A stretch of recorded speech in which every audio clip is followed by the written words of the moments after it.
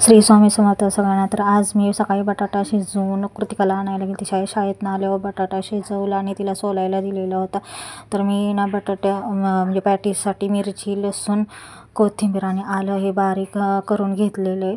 आणि त्याच्यामध्येच मी मीठ विसरली टाकायला, तर मीठ टाकून बारीक केले. आणि मी आता बटाटा परतण्यासाठी मोहरी, जिरा टाकून घेतले तेलात. आणि जो मी बारीक केलेला मसाला होता तो टाकला. पण हा जो मसाला आहे ना तो जास्त परतायचा नाही आपल्याला, कारण त्याचा सगळा जो वास आहे ना तो निघून जातो, म्हणून जास्त परतायचा नाही. मग मी असं परतून घेतला थोडासा आणि गॅस बंद केला. आणि हे जे मी बटाटा आहे ना तो हाताने एकदम बारीक करून घेतला. आणि सगळ्यात शेवट मी हळद टाकली, कारण आहे ना हळद आधी टाकली असती तर हळद जळते आणि काळपट कलर येतो, त्याच्यासाठी मी मागून हळद टाकली मसाला परतताना. नंतर मी त्याच्यामध्ये बटाटा टाकला आणि मीठ टाकलेलं होतं आधी, त्याच्यामुळे मी काही नंतर मीठ टाकलेलं नाही. आणि बटाटा असा बारीक करून घेतला. त्याच्यामध्ये मी मीठ टाकलं नाही, आधी टाकलेलं होतं त्याच्यामुळं. आणि असं परतून घेतला. पण मी गॅस बंद केला, म्हणजे आधी थोडासा मीडियममध्ये ठेवलेला होता गॅस, त्याच्यानंतर मी बंदच करून टाकला, कारण आपल्याला गॅस चालूमध्ये परतायचंच नाही. हे सगळं झालं आहे बघा परतून, असं परतून घेतलं. एकदम मी बारीक स्मॅश केलेलं आहे, ते एकदम बारीक बटाटा केलेला होता. आणि त्याच्यानंतर मग आपल्याला हे बेसन पीठ घेतलं आहे, त्याच्यामध्ये थोडासा खायचा सोडा टाकला. खायचा सोडा टाकून त्याच्यामध्ये मी ओवा टाकला. ओवा मी असं बारीक हातावर असं क्रश केला थोडासा आणि मगच टाकला, कारण त्याचा वास येण्यासाठी. आणि त्याच्यानंतर थोडी हळद आणि मीठ टाकायचं. हळद टाकून घेतली, थोडंसं मीठ टाकायचं आणि थोडंसंच पाणी ओतून हे ना एकजीव करायचा. थोडंसं पाणी ओतल्यामुळे जे गाठी असतात ना त्या थोड्याशा पाण्यामध्ये निघून जातात. जास्त पाणी ओतलं ना तर त्याचं आहे ना गिट्टळ्या तशाच राहतात, म्हणजे गाठी तशाच राहतात. त्याच्यामुळं थोडंसंच पाणी घेऊन असं एकजीव करायचं आहे त्याच्यामध्ये, आणि चांगलं असं एकदम हलवून घ्यायचं. काल मी सँडविच बनवलेलं आणि आज पॅटीस बनवले. तर 2 दिवस झालं आमच्यात पॅटीस आणि सँडविचच चालले. चपाती भाजी अजून मी केलेली नाही 2 दिवस झाला, त्याच्यासाठी मी आता उद्या भाजी आणि भाकरी करणार आहे.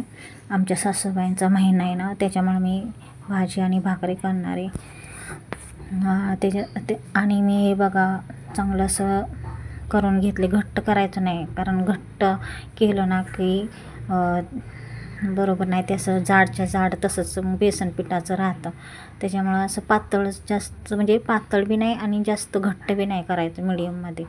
आणि त्याच्यानंतर मी असं बटाटा परतल्याला शिजवून घेतला. मी आधी तेल ठेवलं तापायला, कारण वेळ लागतं ना तेल तापायला. मग तेल तापायला ठेवलं, त्याच्यानंतर हे सगळं बटाटा परतल्याला भरून घेतला.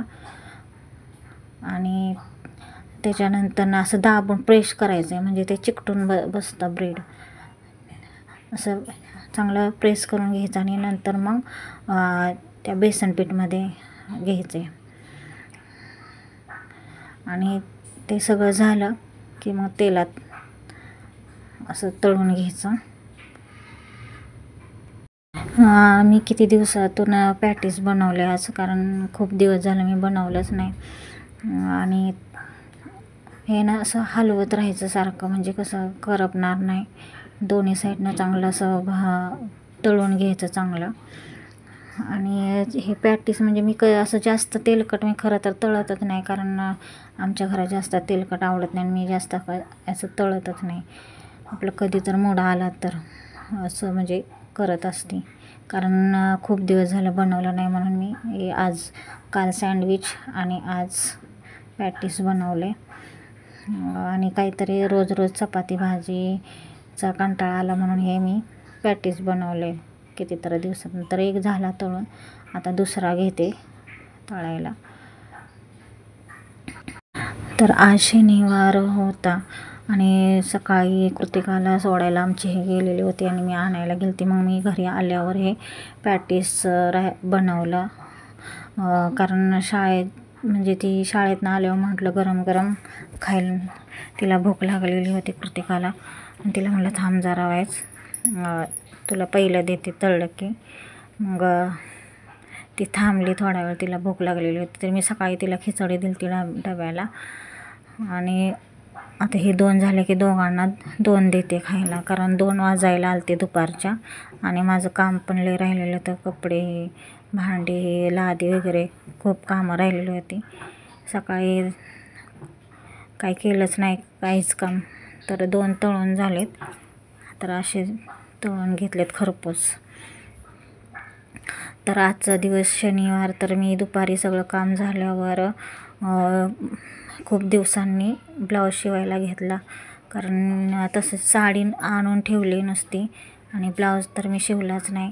पण मी हा 2 महिन्याचा क्लास लावलेला होता, पण मला काही क्लासमधलं एवढं समजलं नाही. पण मी माझ्या म्हणजे असं शिकून प्रॅक्टिस करून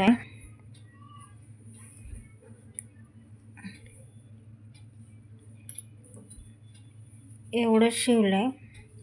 तर मशीन बिघडली, ऑइल केलं आहे आणि मशनीला काय झालं काय माहिती, धागा अडकला आहे का काय माहिती, अशी रट लागते येत अशी. आणि बाह्या झाल्या त्या थोड्याशाच, म्हणजे अर्धनिमा, म्हणजे कटिंग करून ठेवली त्याला पसारा झाला आहे. आणि नुसतं बॅक साईड झाली फक्त. आता उद्या दुरुस्त करायला लागलं मशीन. तर मी तुम्हाला उद्याच्या व्हिडिओमध्ये नको त्याच्यानंतर दाखवते कसं मी ब्लाऊजचं माप घेते, किंवा म्हणजे ब्लाऊजचं माप कसं घेते. आणि मी म्हणजे कापून ठेवले जी माप, म्हणजे मी एकटीचाच माझा ब्लाऊज शिवते, बाकी कुणाचं नाही शिवत. मी 4 टक्सचा ब्लाऊज शिवते, कारण कटोरी मला असं जरा आता आवडतच नाही, 4 टक्सच आवडतात. त्यामुळे मी जास्त कटोरीचे ब्लाऊज शिवत नाही, 4 टक्सचे शिवते. आणि मी असे माप करून ठेवले, तुम्हाला दाखवते. ज्यावेळेस मी क्लासला जात होती, क्लासला काही मी 2 महिने गेली, पण मला ते क्लासमध्ये आवडलंच नाही. मी शिकवलं नाही का माझ्याच लक्षात आलं नाही काय माहिती. पण मी स्वतः ट्राय केलेलं आहे आणि चुका सुधारण्याचा मी लय प्रयत्न केले, मी ट्राय केले ब्लाऊज शिवायचं. कशामध्ये चूक झाली किंवा कशामध्ये नाही ती मी म्हणजे सुधारणा केली माझं मीच. तर मी तुम्हाला दाखवते कसं मी पॅटर्न, म्हणजे पॅटर्न माझं काही जास्त नाही, मी माझ्या मनानं शिवते ब्लाऊज.